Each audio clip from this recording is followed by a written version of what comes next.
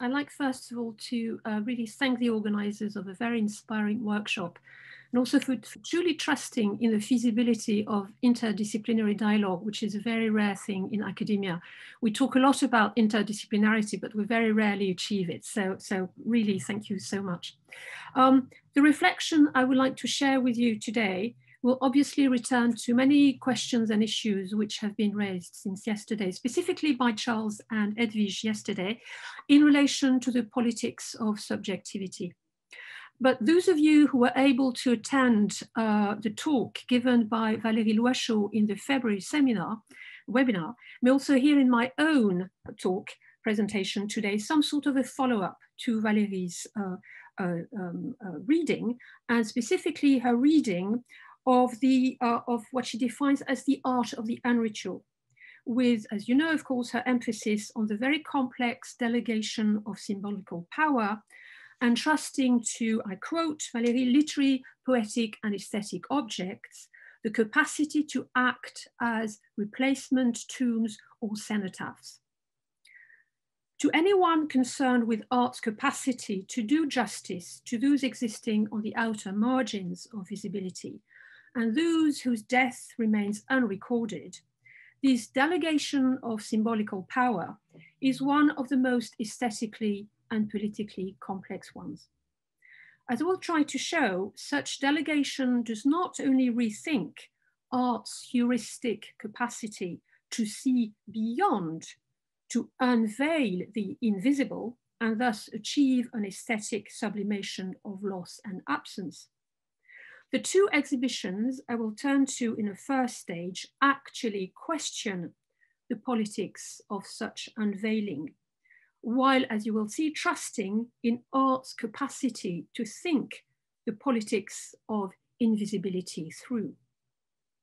Art's symbolical and political task, when confronted with the breakdown of visibility, engineered by the denial of refugees' rights, is to make these bodies, these presences, visible again, and to defy invisibility itself by making us see, even beyond absence itself.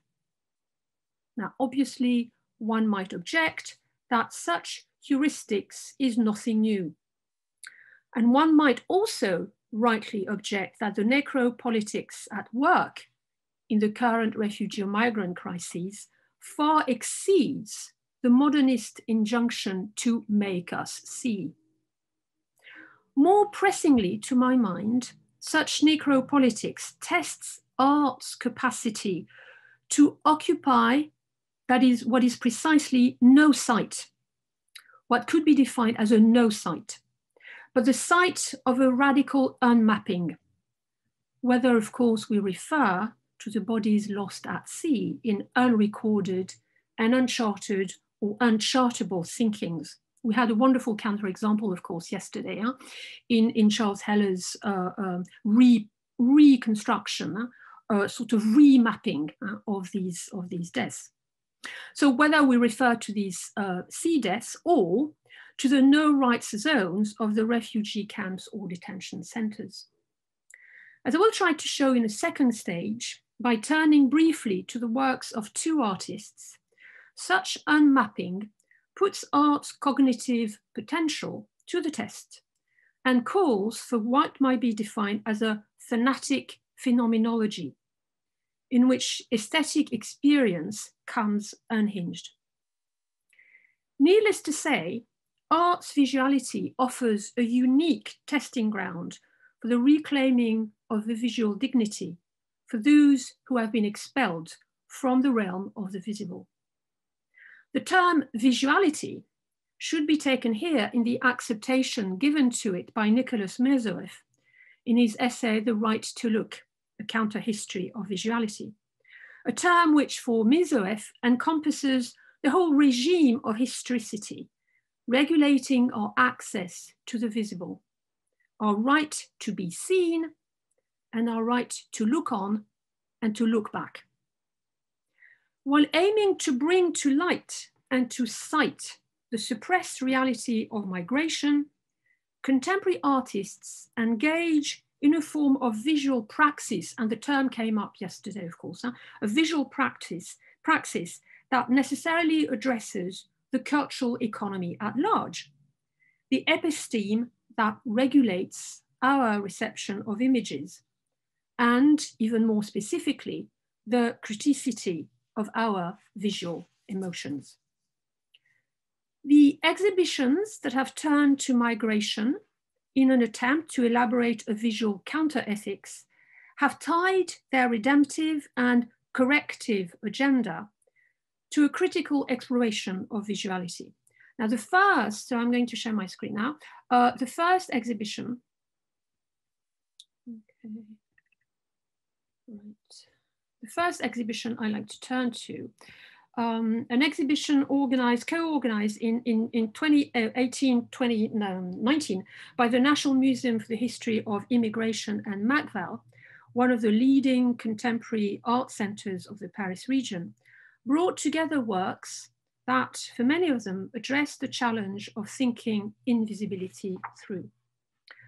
French artist Ben, for instance, tackled the issue of human rights violations head-on in an installation that, in the year of the bicentenary of the French Revolution, because the work was produced much earlier, of course, took contemporary France to task for reneging on its original emancipatory ideals. And I thought it was, worth pausing on that work, if only because of the presence of the bones, of course, which somehow chimes so extraordinarily, directly with the workshop.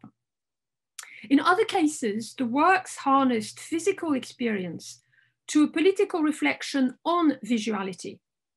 It was specifically the case with Julien Discret's installation. As one entered the room, there was apparently nothing to be seen. But as you can see in the description of the work's medium, invisible ink, UV light, presence detector sensors. So as one walked into the room, one's presence automatically switched on the UV lights that revealed the statement, the writing on the wall, written in invisible ink. So far from existing in two separate realities, the visible and the invisible are here literally shown to be coextensive. One of the key devices of our surveillance society, the detectors, the detection sensors, is used to show the visible and the invisible to exist in a dynamic experience of co-presence. Now, most of the works shown in persona grata had not initially responded to the refugee crisis.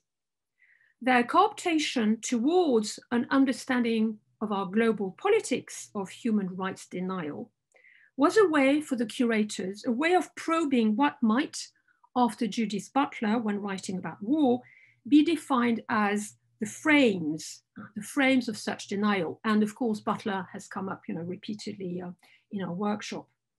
I'm of course here referring to what she defined as those frames, as those visual and conceptual frames that are ways of building and destroying populations as objects of knowledge, and I'm insisting on the term knowledge, objects of knowledge and targets of war that make certain lives ungrievable. Now, enlisting works that more broadly address the breakdown of justice and the process of political and social relegation is thus also, to still quote Butler, another solicitation to work through the frame, one that asks us to refuse the regulation of the senses that would accept the radical ungrievability of certain populations, or rather, the differential distribution of grievability upon which war depends, unquote. And one might here substitute, of course, the necropolitics of migration denial for war.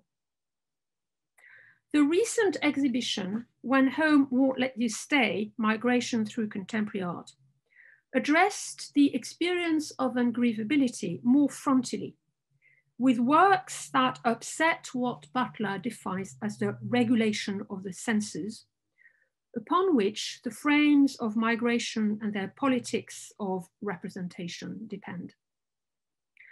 And one should mention at this stage that the opening of the show in Minneapolis was also the occasion for the US premiere of Ai Weiwei's Safe Passage. And Christina Mendes will soon turn to another works by Ai Weiwei that engages, of course, with migration and the denial of human rights.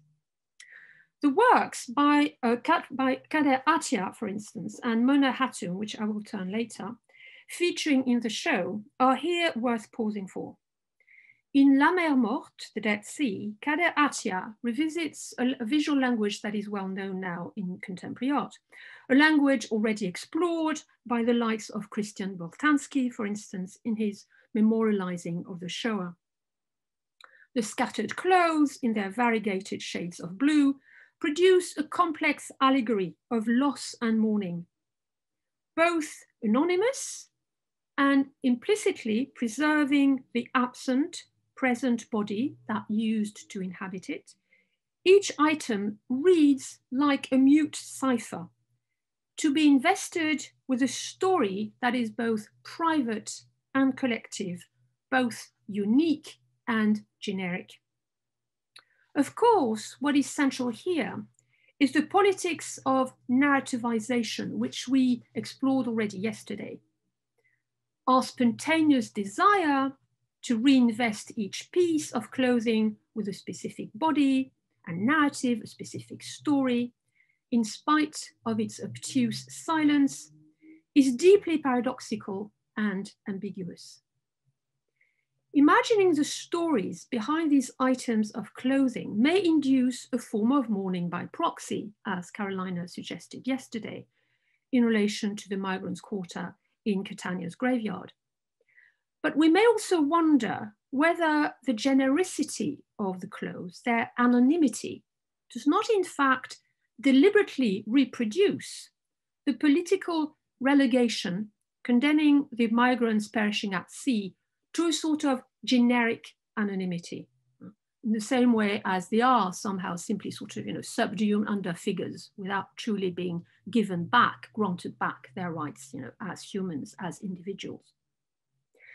A complex dialectic is here at work, in which presence and absence cannot be subsumed under a stable emotional trope.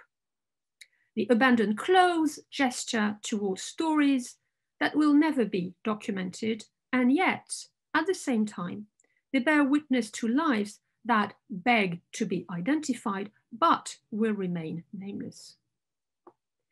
In Mona Hatoum's piece Exodus 2, also present in the exhibition, the harnessing of metonymy and allegory to what might be defined as an aesthetics of the and yet fosters an even more disturbing experience.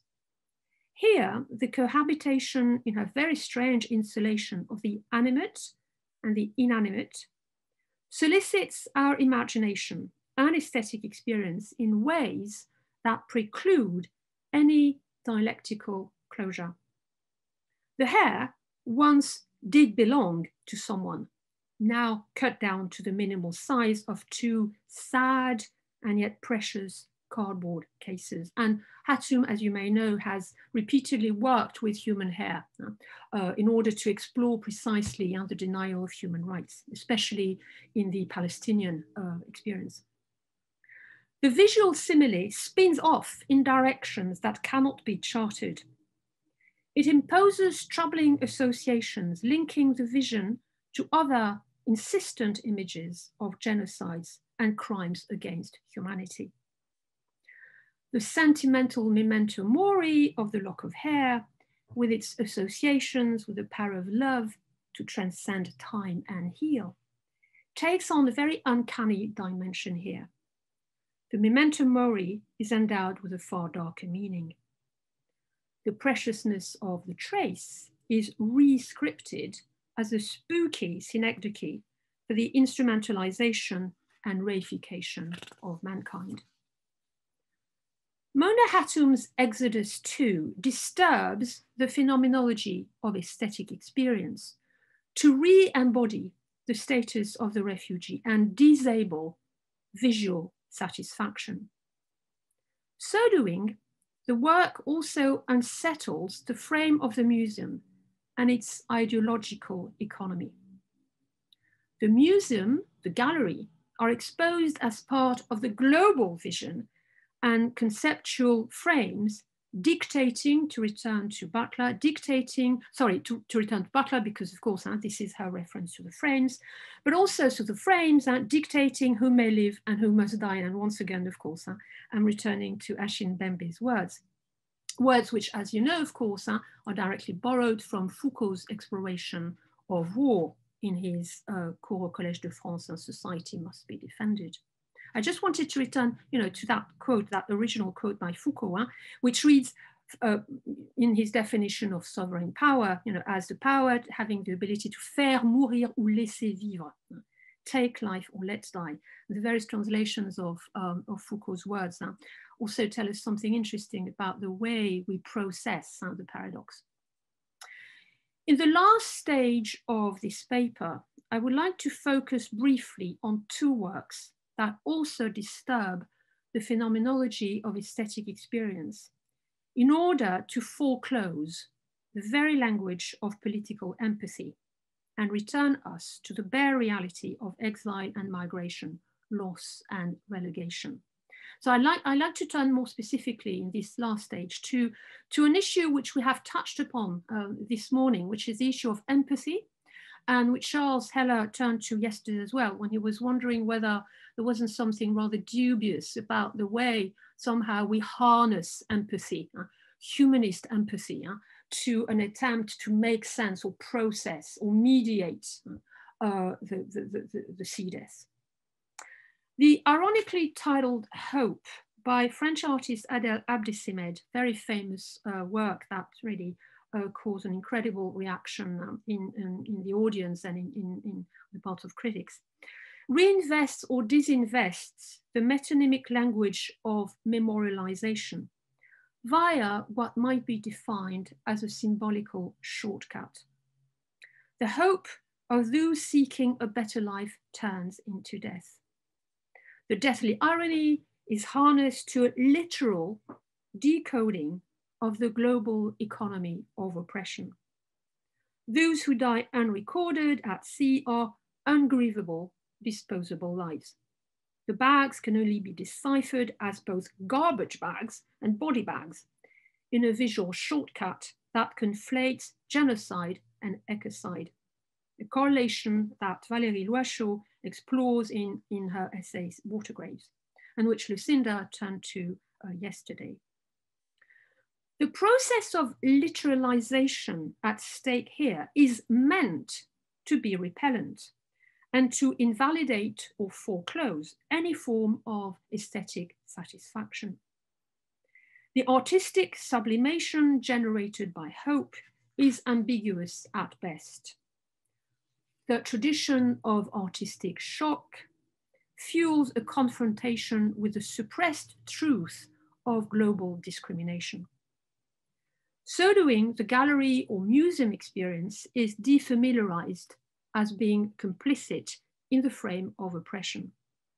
The lost and desecrated lives are granted a complex asylum within the walls of the art institution, under the only garb granted to them as the opaque, disposable refuse of global capitalism. As already mentioned, the process of literalization is deliberately displeasing. It discards the solace of representation by opting for a literal equation. Those disposable lives are garbage lives. That makes, of course, vision at last accountable again. At stake, of course, is the very logic of representation. And the necessity may be to move beyond representation itself, to account for the foreclosure of representation. In his essay, Return to the Post-Colony, Spectres of Colonialism in Contemporary Art, and more recently still in his 2020 essay, Beyond the World's End, T.J. Demos insists on the necessity to eschew the economy of representation if art is to do justice to what is intrinsically a denial of representation. Writing about John Okomfra's video installation, Vertigo Sea, Demos foregrounds the capacity of Okomfra's cinema to, I quote Demos, manifest a protest against finitude, as well as against the idea that representation can totalize experience and colonize significance, as if the image can ever become complete or self-sufficient, unquote. One may rightly object here that Abdesemed's visual shortcut still pertains to the economy of representation. It aims at exposing, yet the shortcut affords no sublimation or visual solace, but forces us to an encounter that is in no way reparative. The last work I would like to turn to briefly does not opt for the shock of the literal. It nevertheless upsets the very phenomenology of aesthetic contemplation and works also against representation. The work I would like to turn to by Chilean artist Enrique Ramirez, a work I have to thank Judith and her partner Ami Barak for drawing my attention to, was part of Ramirez's installation Les Incertains, showed in the Pompidou Center as part of the run-up to the 2020 Prix Marcel Duchamp. The installation consists of photographs and videos, all reworking what has been one of Ramirez's key inspirations, the sea, its power of endless fascination and deathly indifference to man's yearning to embrace a brighter future. In the Pompidou Center installation, one of the videos featured what can only be initially deciphered as a body, gently bobbing face down in the calm sea. And I apologize, I couldn't find an image that really, does justice to the installation. But the image soon provokes a sort of visual double take, as one realizes that there probably is more than meets the eye. And even that double take is already a pointer to the logic of the video. Is our eye so jaded, so used to images of floating bodies, so framed in Butler's meaning of the term, that the body can only be a dead body, floating without anyone paying attention to it? But that body, of course, requires proper visual attention. The body is shot from a low angle shot. We are suspended underneath it, looking up to it and the sun shining through water. But the sequence shot is far too long. No one can remain so long in water without actually dying.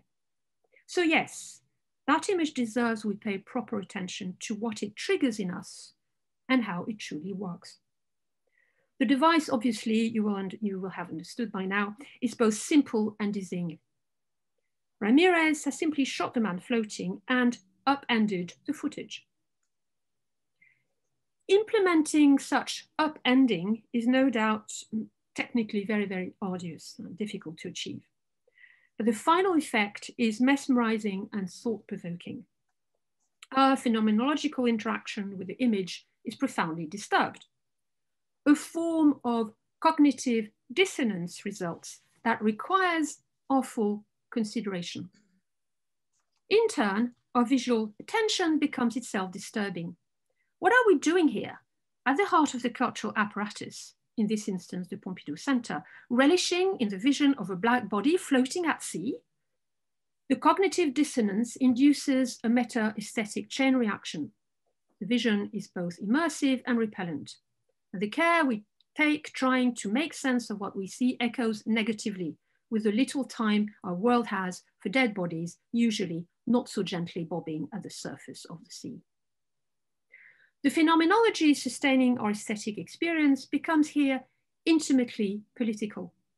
It speaks back to us in an inchoate and obscure way of our failures of attention. It requires, rather than begs, our attention and speaks for all the bodies left unattended, voiceless to sink at sea.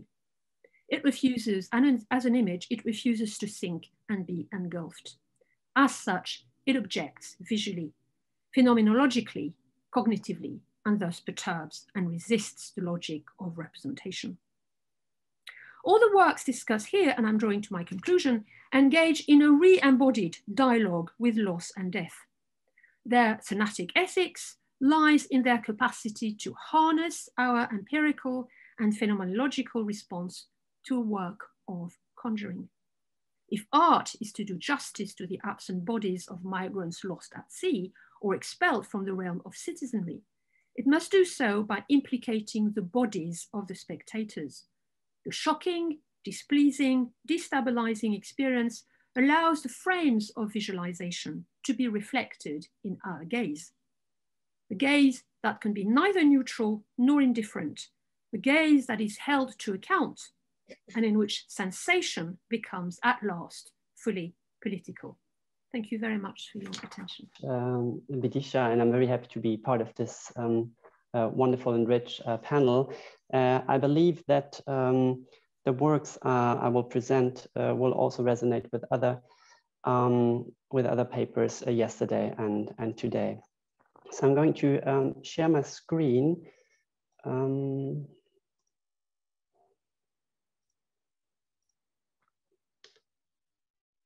Can you see it? Can you see the screen? Not yet. Okay, yes, now we can. Yes. No, it is okay. All right. Do you want to go to full screen, Markus? Is it okay like this? Do you see it? I don't see the pictures. I don't see the images anymore. Full screen. If you just click that thing, yeah, there you go. Perfect. Okay, thank you. So over the past 2 decades, graphic literature has been substantially diversifying and now occupies numerous symbolic locations, both within the artistic field and other areas of representation and social discourse. The generic opening and hybrid formats have contributed to increased legitimization and visibility of the medium, and autobiographical, testimonial, and non-fictional graphic storytelling have been playing a notable role here. These formats and modes have indeed become particularly fertile in addressing complex political and social issues such as war, displacement, and migration. It should be said that the notions of dislocation, the transnational, and migration have been accompanying the graphic literature from its very beginning, be it thematically or because of the migratory experience of many of its creators. While this concerns classic figures of the graphic pantheon, and while the 80s have opened perspectives with authors investing migration and banlieue topics, it is since the turn of the century, nourished by memorial and post-colonial perspectives in the arts and society, that migration has become more and more visible in graphic literature, with key figures such as Marjan Satrapi, Zeina Abirached, and Riyad Sattouf, bringing the topic to more mainstream audiences. Besides, graphic subgenres like reportage, inaugurated in the 90s by Joe Sacco, and larger travel writing have flourished with magazines like Courrier International and specialized journals like La Revue Dessinée or 21, but also Beaux-Arts magazine, publishing issues on political graphic narratives and migration. In 2013, a major graphic literature exhibition in Paris was dedicated to migration. And this was before the European migrant crisis.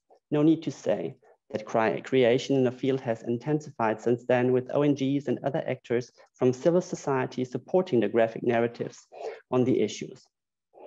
In short, one can say that migration has achieved today a certain visibility within graphic literature, and it is increasingly reaching out to non-specialist audiences. Yet these newly engaged productions touch on several complex, partly interrelated issues. On the one hand, lingers the reduction to the solely illustrative. On the other, the suspicion of simplification and superficiality, which cannot be easily dismissed when graphic texts become simple pretexts for extra textual matter, identity, politics, society, and so on. At the same time, certain forms of fictionalization and aesthetic play may meet with ethical reservations for issues which seem to rather call for serious and factual attention. And of course, discursive and visual expression entertain a multiple relationship where one may compensate for, duplicate, and reinforce or contrast the other. This paper is informed by such interrogations about the specificity of a polysemic medium and the intricacy of its new engaged formats. and will provide a brief investigation into the graphic work on migration and displacement of several contemporary French authors. It will focus on a specific question of how death of migrants and refugees is represented and reflected in these narratives. And I would like to show with selected excerpts in these creations that writing about such delicate topics does neither have the same scenographical implication nor trigger the same sensitive and critical responses as drawing them. And this will demonstrate that the principal aesthetic and political relevance of these works lies in the medium's characteristic interplay between the two modes of representation, the graphic and the textual. Now let me start with Jean-Philippe Stassen's 30-page story entitled The Visitors of Gibraltar, which initially appeared in 2007, and which is dedicated to migratory trajectories between Northern Africa and Spain. The author's documentary approach is indeed quite distinctive here. He offers quick zooms on different locations and people he meets. And while he is only rarely visually present on the panels, his enunciative presence is very strong, mostly in short introductory texts to the subplots, which take place in different cities in Spain, Morocco, Gibraltar, and Belgium. This discourse, which mixes anecdote and triviality with historical fact and social commentary, has often ironic and polemical undertones, uses ambiguity and ellipses. And it is frequently informed by his stylized semi-realist images, which, rather than simply accompanying or illustrating the text, constitute dissonant signifiers, fragmentary reflections, or distorting lenses.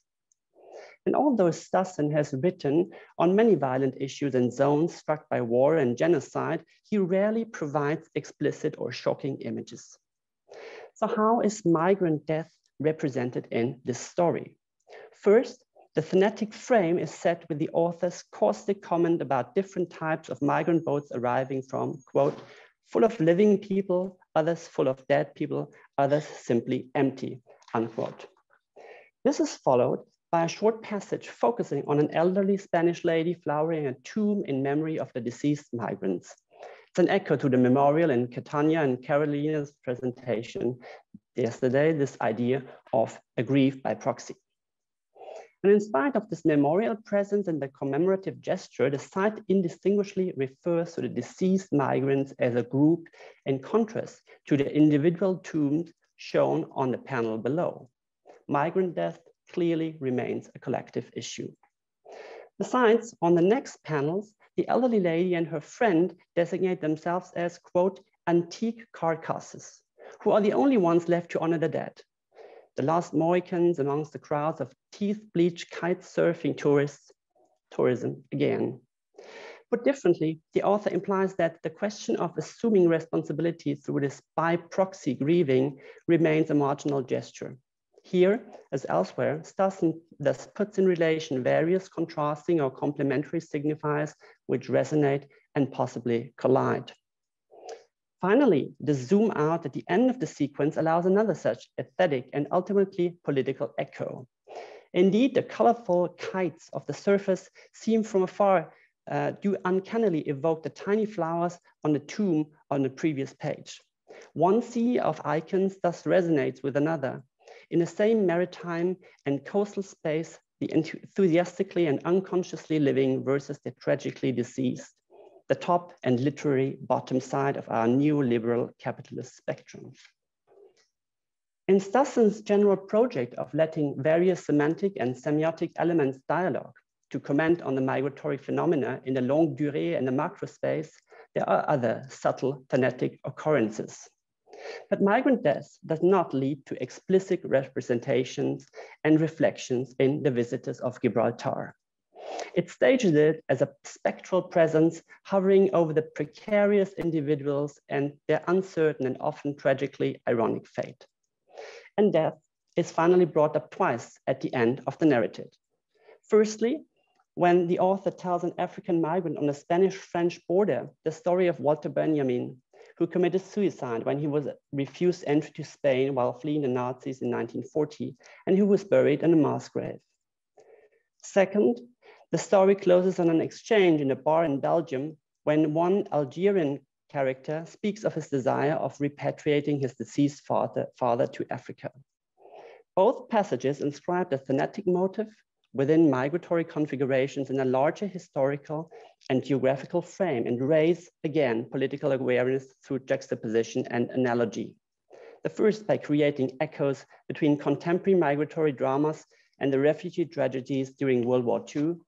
The second to suggest that death in diaspora remains a crucial symbolic and material marker of identity and belonging.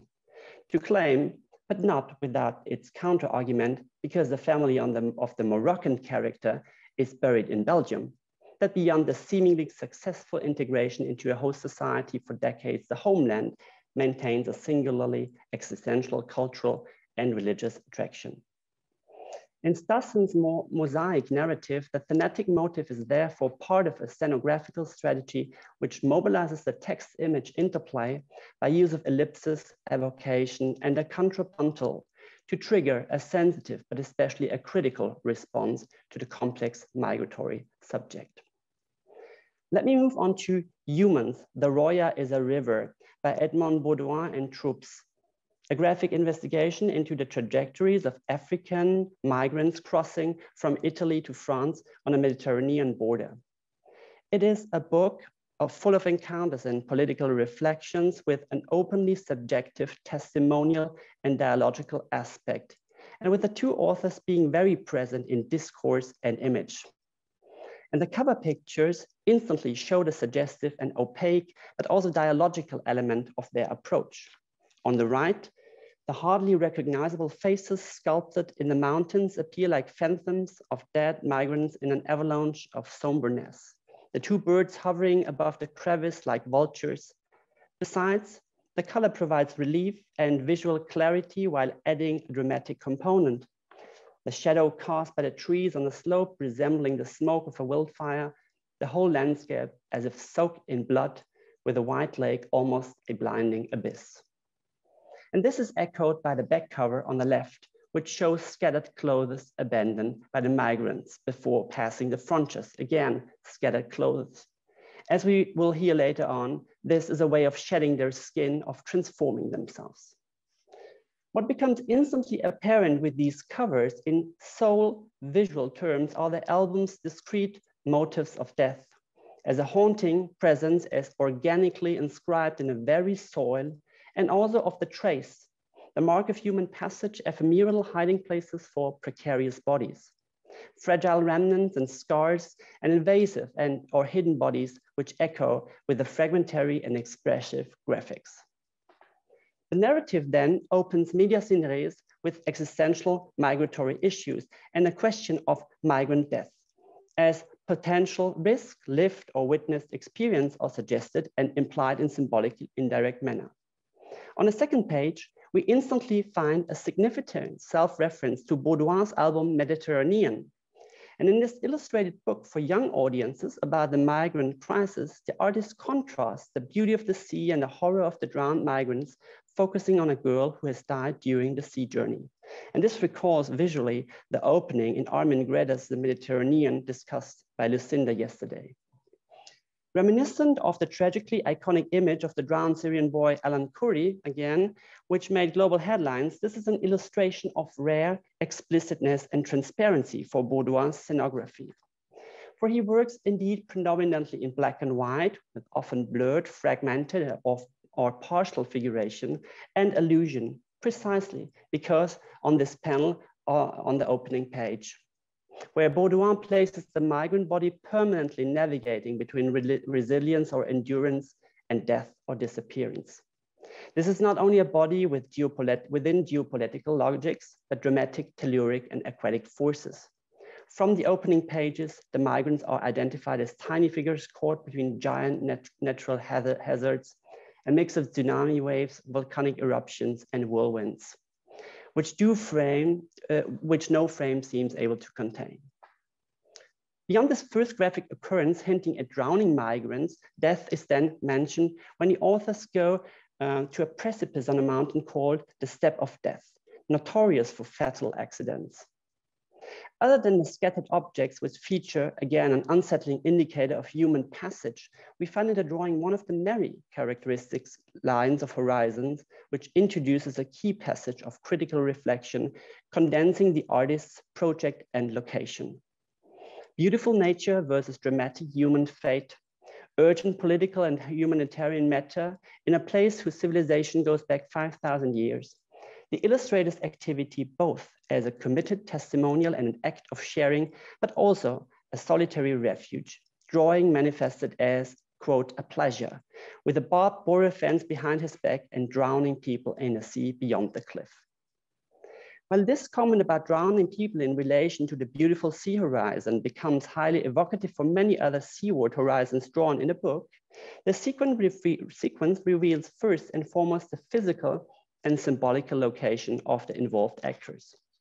Put differently, the artist is a witness within and open to the world, but also, at least momentarily, turning their back on it, losing himself in a timelessness of the creative gesture. The explicit comment of stopping time powerfully manifests in these silent images. In this passage and its manifest autoreferentiality, the medium and genre themselves and the dual testimonial approach chosen by the authors become an intricate interplay of viewpoints in a literal sense, of observing each other and of investing the other's gaze.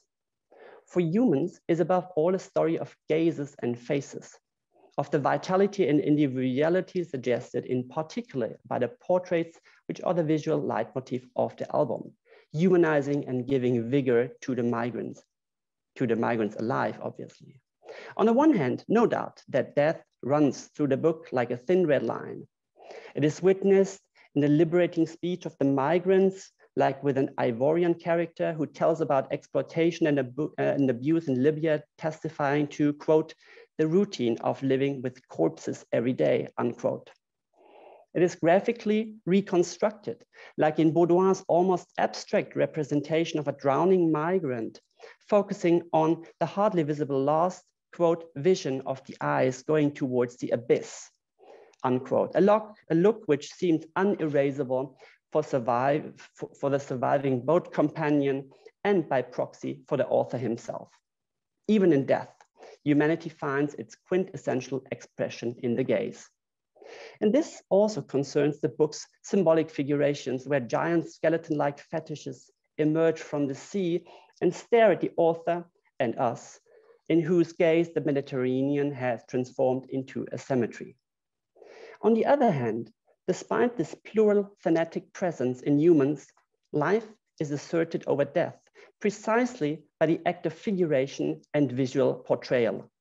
This right to look mentioned just before by Catherine. This dialogic act of representation, which shows the vital faces of the migrants, becomes a symbolic means against the death they have escaped. And if the portrayal is an act of humanizing, the book's title is fully realized when the migrants themselves attempt to draw the artists. In these moments, quote, life gets indeed the upper hand against, quote, the thoughts of death and death which accompany the refugees, and also against the mortal beauty of the mountains, which may unveil corpses in spring after the snow melt. But while humans focus on those migrant characters with death behind them and possible death ahead, death is more often reflected on than represented in graphic terms. The thanatic motive does not occupy a demonstrative visual space, but become a spectral presence throughout the 100-page narrative, nourished by the expressionist brushstrokes which frequently spark the imagination. It locates the migrant body in a multifaceted, iconic, and discursive web of significations, like on the book's last double page, and this is on the bottom of the slide, where we see on the one hand, the two authors in the liminal space, and on the other, the discrete elevation of a drowned migrant from the turbulent sea. Whatever the real violence of anonymous death and the real loss of the trace on the migrant journey, this final elevation in all its sensitivity and human fragility operates as a potent metaphor of the artistic work as a symbolic act of ethical restitution, of visualizing, restoring dignity, and claiming the right of the imagination against the geopolitical predicaments of our time. Let me finally briefly reflect on the experimental work of graphic artist Ivan Alegbe, whose intense and often disturbing narratives provide an intricate mix of the contemporary and of the mythological. While migration and death are both relatively present in Alegbe's oeuvre, migrant death is not represented explicitly. We do see characters dying in quite drastic images, for example, in a collection, Yellow Negroes and Other Imaginary Creatures, where the arrest of one illegal immigrant is juxtaposed with the suicide of another character. Besides, death's lingering presence is materialized through several metaphorical crosses scattered all over Alegbe's storylines. In other terms, death has a latent potentiality. It is a permanent threat to the characters who struggle at the fringes of society.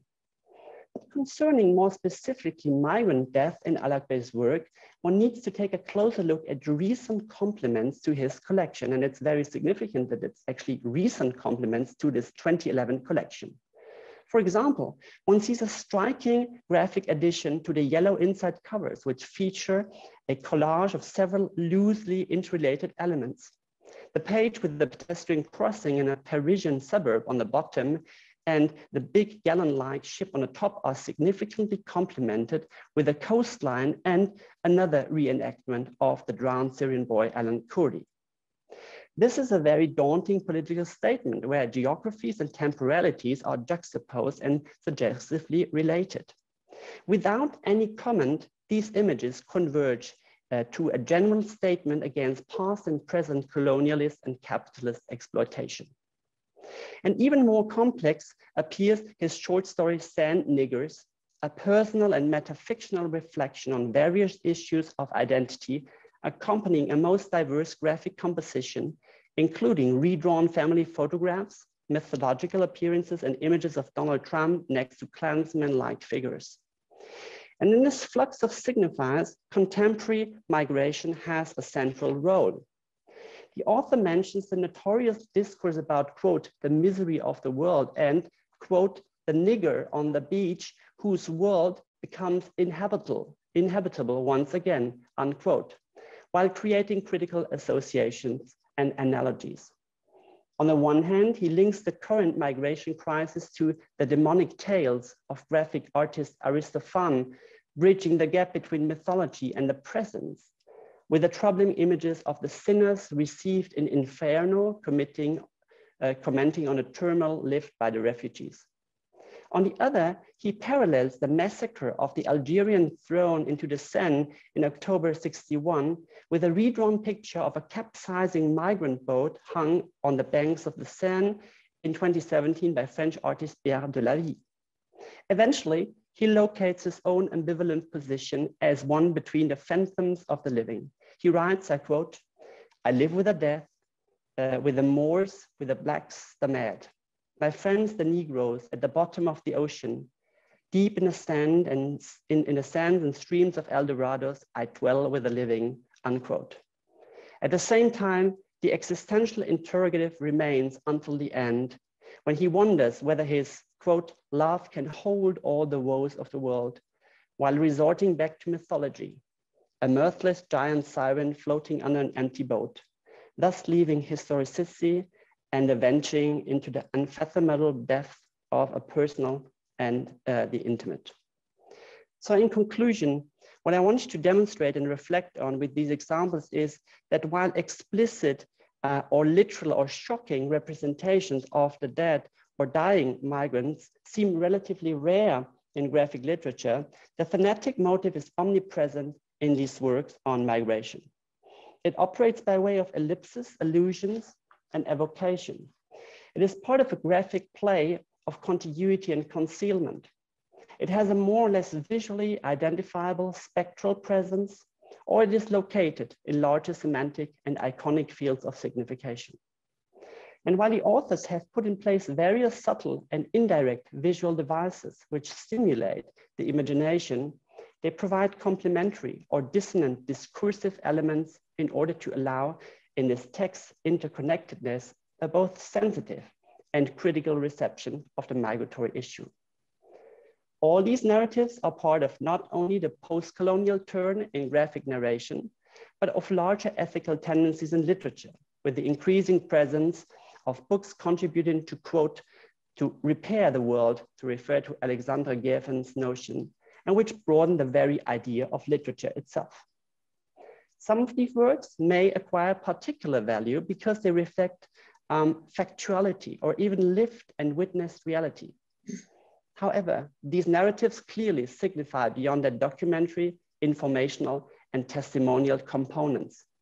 They provide highly subjective mise-en-scène, composite articulations of various discursive and narrative strategies, which certainly prompt our reflection, but even more so call upon our emotions and sensitivities. Indeed, if there is any specific value to be foregrounded here, it seems to me after all that the critical and hermeneutic and phenomenological quality of these works lies first and foremost in their aesthetic dimensions. But this is of course an aesthetics which in particular for a sensitive issue like migrant death, and to speak in Edward Said's terms, cannot be dissociated from ethics. It is in this very sense that these authors of graphic literature are operating on a sensitive fault line where the tragedy of drowning people does not exclude the pleasure of drawing, where social urgency and the political do not banish the enchantment of art, but on the contrary, call out for the creative gesture as an agent of humanization and of transformation. Thank you for your attention.